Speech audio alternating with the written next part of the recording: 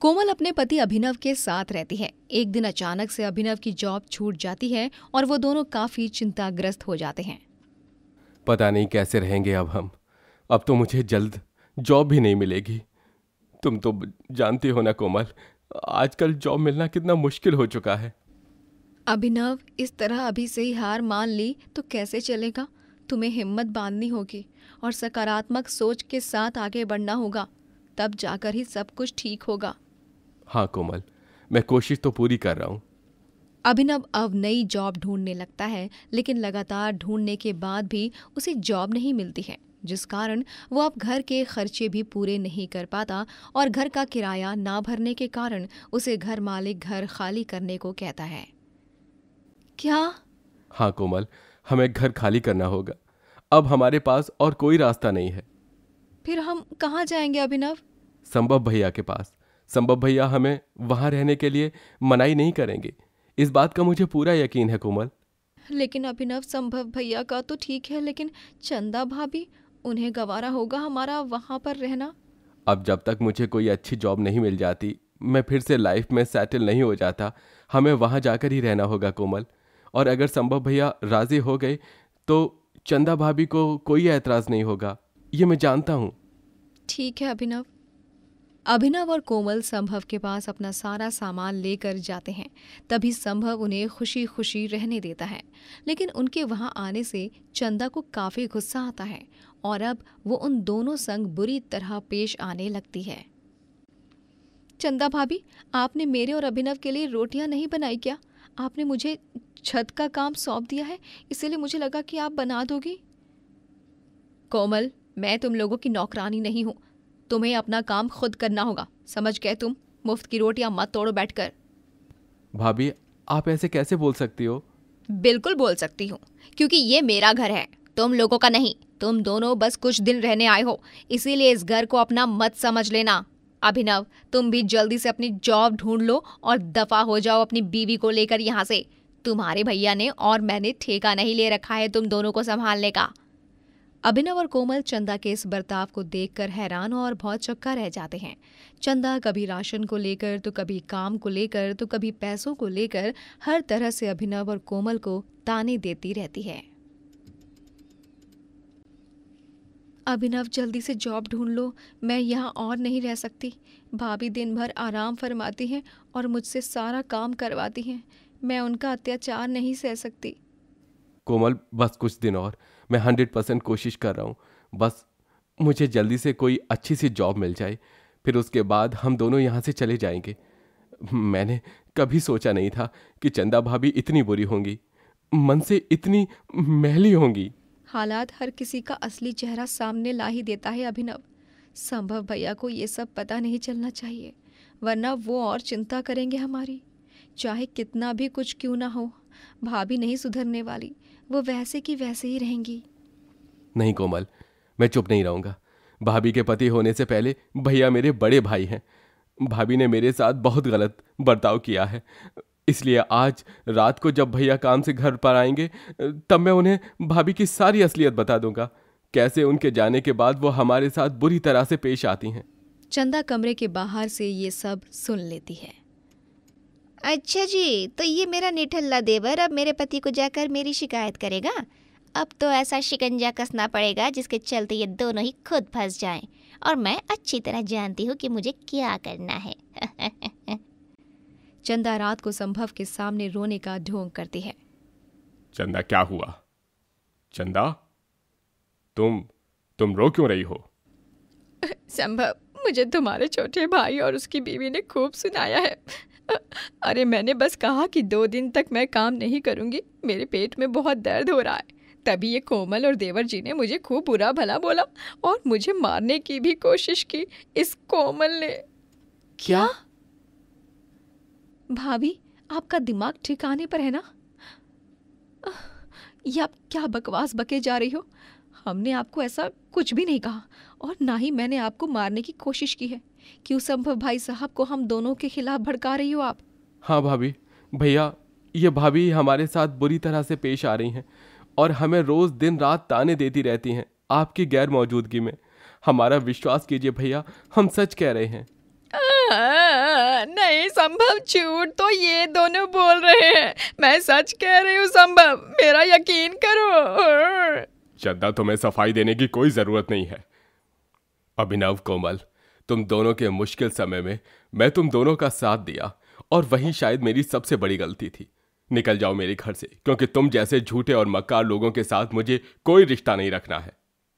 लेकिन भैया, संभव अभिनव और कोमल की एक नहीं सुनता और उन दोनों को घर के बाहर निकाल देता है, जिसके बाद वो दोनों बेचारे दर दर भटकने लगते हैं। बिना खाना पानी और रहने की जगह के वो दोनों जंगल में कुछ देर आराम करने के लिए रुकते हैं। तभी वहां पर एक भूखा बूढ़ा आदमी आता है। बेटा, बड़ी भूख लग रही है, बहुत दिनों से भूखा हूँ। तनिक कुछ खाने को मिल जाता तो उपकार होते तुम्हारे। माफ कीजिएगा काका जी, हमारे पास आपको देने के लिए कुछ नहीं है। काका जी, आपको मैं भूखा नहीं जाने दूंगा। 1 मिनट। अभिनव पास के पेड़ पर चढ़कर फल तोड़कर उस बूढ़े आदमी को देता है, जिसके बाद उस बूढ़े आदमी की भूख मिट जाती है और तभी वो अचानक से एक जादुई राजकुमार में बदल जाता है। यह अलौकिक दृश्य देख अभिनव और कोमल एकदम से आश्चर्यचकित रह जाते हैं। ये क्या? ये कैसे हुआ?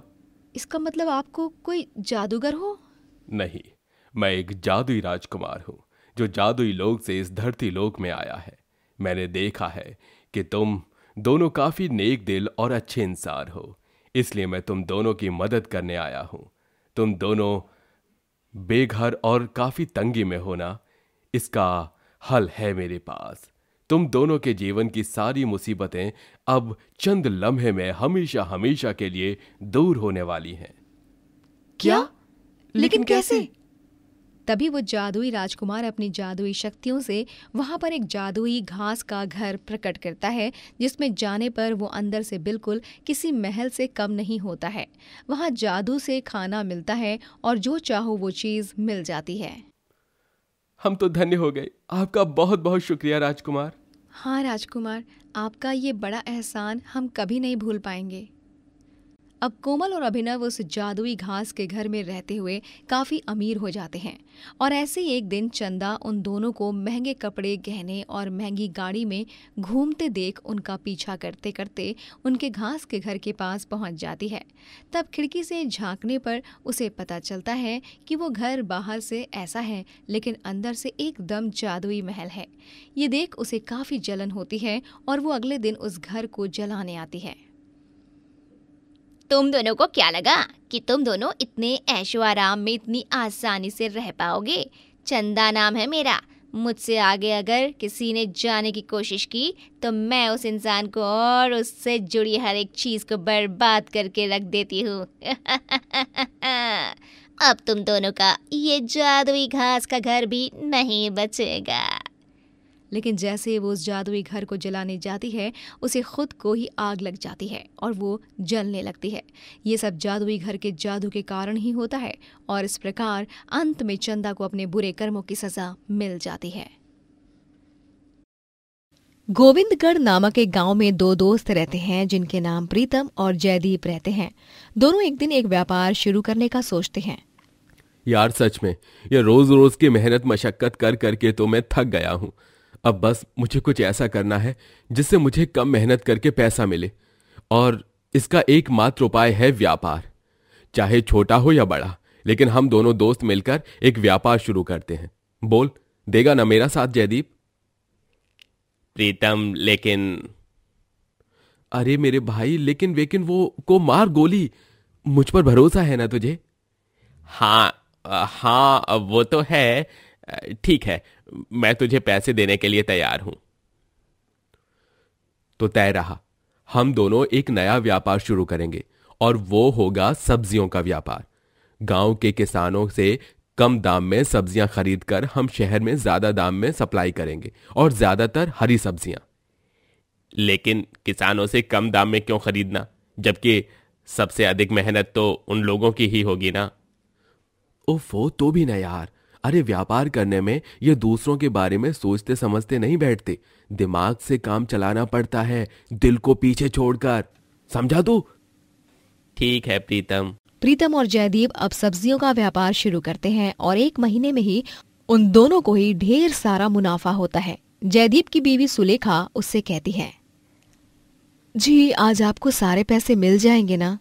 हाँ हाँ सुलेखा, प्रीतम और मेरे व्यापार ने काफी तरक्की की है। हम नौकरी करके 6 महीनों में जितना कमा सकते थे उतना हमने 1 महीने में कमाया है। अरे वाह, ये तो बहुत ही बढ़िया बात है। अब मैं जा रहा हूँ प्रीतम के घर पर उससे अपने हिसाब के पैसे मांगने। जी ठीक है, जल्दी आइएगा वापस। हाँ सुलेखा, तुम ना आज वो घेवर बनाना। आज पैसे आने वाले हैं तो मुंह मीठा करना तो बनता है ना। देसी घी में ही बनाना, ठीक है? हाँ हाँ ठीक है, बना दूंगी। जयदीप प्रीतम के घर जाता है। जब वो उसके दरवाजे पर ताला लगा हुआ देखता है, उसका पड़ोसी उससे कहता है, अरे भाई, वो प्रीतम तो रात को ही घर खाली करके चला गया कहीं पर। क्या? ये आप क्या कह रहे हैं भाई साहब? ऐसा कैसे हो सकता है? प्रीतम मुझे बिना बताए कहाँ चला गया? उसके पास मेरे हिस्से के इतने सारे पैसे हैं। वो कहाँ गया है? कुछ पता है आपको भाई साहब? नहीं भाई, मुझे उसके बारे में कुछ नहीं पता। बस इतना जानता हूं कि वो कल रात को ही निकल चुका है गांव से अपना सारा सामान लेकर। हे भगवान, ये क्या हो गया? अब मैं प्रीतम को कहाँ ढूंढूंगा? अब वो कहीं नहीं मिलेगा तुझे तो लगता है वो तुम्हें चूना लगाकर चला गया है। तुम्हारे पैसे तो गए अब। नहीं, ऐसा नहीं हो सकता। बेचारा जयदीप प्रीतम को गांव भर में ढूंढने की बहुत कोशिश करता है, लेकिन उसे वो कहीं नहीं मिलता। जयदीप और उसकी बीवी सुलेखा अब बहुत परेशान हो जाते हैं और वो दोनों पुलिस में भी रिपोर्ट लिखवाते हैं। सुलेखा, मैंने कभी सपने में भी नहीं सोचा था कि प्रीतम, मेरा जिगरी यार, मुझे इतना बड़ा धोखा दे जाएगा। उसने बहुत गलत किया है, ये मेरे साथ बहुत गलत किया है। जी, अब जो हो गया है उसे बार बार याद करके क्या फायदा? अब आगे का क्या है वो सोचना होगा हमें। मैं तो नया व्यापार शुरू करने के चक्कर में अपनी नौकरी से भी हाथ धो बैठा हूँ। आइंदा से कभी किसी पर विश्वास ही नहीं करूंगा। मैं कभी विश्वास नहीं करूंगा। हाँ जी, सही कह रहे हो। आप परेशान मत होइए, मैं भी नौकरी ढूंढने लगती हूँ। अगर कोई नौकरी मिल गई तो बहुत अच्छा होगा। ठीक है सुलेखा। सुलेखा और जयदीप दोनों पति पत्नी अब गांव में नौकरी ढूंढने लगते हैं, लेकिन 3 से 4 दिनों तक निरंतर नौकरी ढूंढने के बाद भी उन्हें कहीं नौकरी नहीं मिलती, जिस कारण वो दोनों और ज्यादा परेशान हो जाते हैं। तभी अब हम क्या करेंगे सुलेखा? नौकरी तो मिलने से रही, इतने प्रयास किए हमने। अब तो केवल एक ही उपाय है। क्या सुलेखा? मैं अपना छोटा सा ठेला लगाऊंगी गांव के बाजार में और ठेले पर घर का बना हुआ दाल चावल और सब्जी रोटी बेचूंगी। लोगों को वो बहुत पसंद आएगा। हाँ सुलेखा, ये सही सुझाव है। आजकल लोगों के घर का खाना बाहर कहीं मिलना बहुत मुश्किल हो गया है। अब ऐसे छोटे से ठेले पर ही तुम्हारी सारी उम्मीदें हैं। भगवान जी साथ दे बस हमारा। सुलेखा और जयदीप दोनों मिलकर अपना एक छोटा सा ठेला लगाते हैं। वहां पर सुलेखा बढ़िया से दाल चावल बनाती है और साथ ही तरह तरह की सब्जी और रोटियां भी पकाती है, और जयदीप ग्राहकों को परोसने एवं सुलेखा का हाथ बटाने का काम करता है। इस तरह दोनों मियाँ बीवी साथ में उस ठेले को चलाने लगते हैं। अरे वाह वाह, क्या बात है! इतने स्वादिष्ट और लज्जतदार दाल चावल तो जमाना हो गया खाए हुए। बचपन की पुरानी यादें ताजा कर दी आपने तो बहन जी।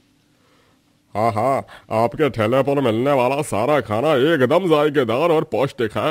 यहाँ तो मैं रोज आया करूँगा अब। जी आपका बहुत बहुत धन्यवाद। ये लीजिए भाई साहब, आपका दाल चावल पापड़ और अचार, और ये आपका पनीर पराठा मक्खन मारकर। ओह, क्या बात है जी, क्या बात है, एकदम बढ़िया जी। जयदीप और सुलेखा के जीवन में फिर से खुशियां आ जाती हैं। वो दोनों अपने घर पर नए नए बर्तन, टीवी और फ्रिज लाते हैं। गांव में शायद ही किसी के घर में ये सब होता होगा। ये सब देख उनकी पड़ोसन भवरी उन पर बहुत जलने लगती है। नहीं, ये दोनों इतने खुश नहीं रह सकते हैं। इनके पास धीरे धीरे सब कुछ आ रहा है, लेकिन मेरे पास कुछ भी नहीं। इनकी खुशियों पर तो मैं ग्रहण लगा कर ही रखूंगी, चाहे कुछ भी हो जाए। भवरी उन दोनों के ठेले के सामान में दाल चावल में कंकड़ मिला देती है। रात के अंधेरे में उसे ये काम करते हुए कोई नहीं देख पाता। अब देखना, कल जब तुम्हारे ग्राहक तुम्हारे हाथ के दाल चावल खाएंगे तब उनकी जान खतरे में चली जाएगी, और इसी के साथ तुम दोनों को भी सजा मिलेगी और तुम दोनों की सारी खुशियां गम में बदल जाएंगी, जयदीप और सुलेखा। अगले दिन भंवरी दूर से उनके ठेले को छुप कर देखती है। तब उसे बड़ी हैरानी होती है, क्योंकि किसी भी ग्राहक को कोई परेशानी नहीं होती है, बल्कि सभी मजे से खाना खा रहे होते हैं। हैं? ये क्या? ऐसे कैसे हो सकता है? मैंने अपने हाथों से कल रात को सारी सामग्री में, दालों में, चावल में कंकड़ मिलाए थे, लेकिन यहाँ तो सभी ग्राहक मजे से खाना ठूस रहे हैं। माजरा क्या है आखिर? भंवरी को कोई देख ना ले, इसीलिए वो वहां से चली जाती है और तभी उसे उसका पति जगदीश कहता है। क्यों भावरी, हो गई हैरान? सारे ग्राहकों बिना कैसी दिक्कत के खाना खाते देख। ये आप क्या कह रहे हो जी? आपको सब कैसे पता चला? रात को जब तुम चुपके से जयदीप और सुलेखा भाभी के ठेले पर जाकर उनके सामान में कंकड़ मिला रही थी, तभी मैं भी तुम्हारे पीछे ही था। मैंने तुम्हारा पीछा किया था और इसलिए मुझे सब रात को ही पता चल गया था और मैंने वक्त रहते ही सारी सामग्री वहीं बदल दी। क्या? तभी वहां उनके घर सुलेखा और जयदीप भी आते हैं। आप दोनों? भावरी, तुम्हें इन दोनों के पेट पर लात मारते हुए शर्म नहीं आई?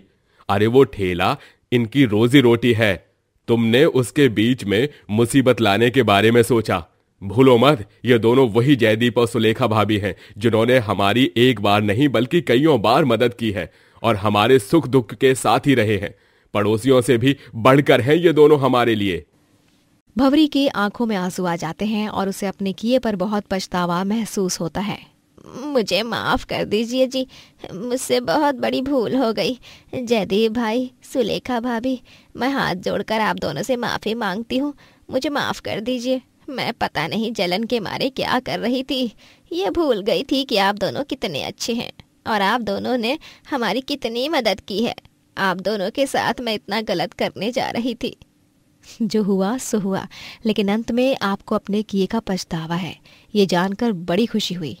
व्यक्ति अक्सर भावनाओं में बह जाता है, चाहे वो भावनाएं अच्छी हो या बुरी, लेकिन अंत में आपको अपनी गलती का एहसास हुआ, ये जरूरी है। जयदीप और सुलेखा भंवरी को माफ कर देते हैं और उसके बाद वो दोनों खूब मेहनत करते हैं और गांव में अपना एक बड़ा ढाबा खोलते हैं।